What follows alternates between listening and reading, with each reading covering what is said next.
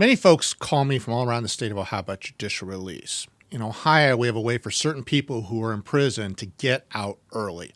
So we'll have grandma call and say, look, my grandson got in a little bit of trouble, and I want to know if there's a way how we can get him out a little bit early. The idea is that you go into prison and you're doing what you're supposed to be doing. You're taking classes, you're being productive while you're in there, you're doing the things that we want you to do. You're actually rehabilitating yourself.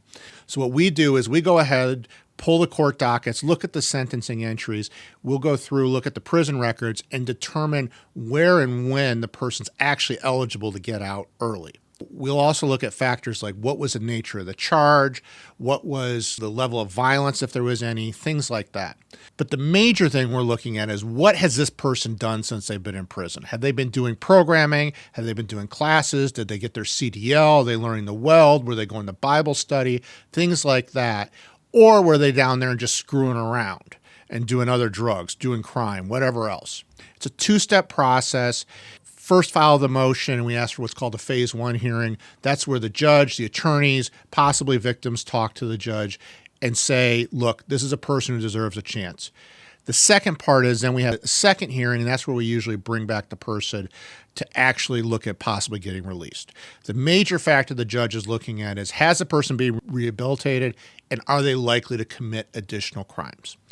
Usually when we have these kind of motions, what ends up happening is the prosecutor will go ahead and object. They're going to say if this person comes back, they're going to become a serial killer, whatever else, or they're going to keep committing crimes.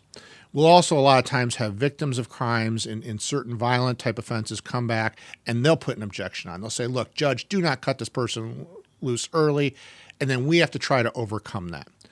We've had a lot of luck all over Ohio asking judges to grant judicial release. If you or a family member has somebody who's in prison, who's actually been doing what they're supposed to be doing and wants to take a second chance at life, give us a call. And what we usually do is we'll sit there, go through all the pluses, the minuses. We'll look at which county it's in, which judge it's in, and then try to put together a packet that will help convince that judge that this is a person worth a second chance.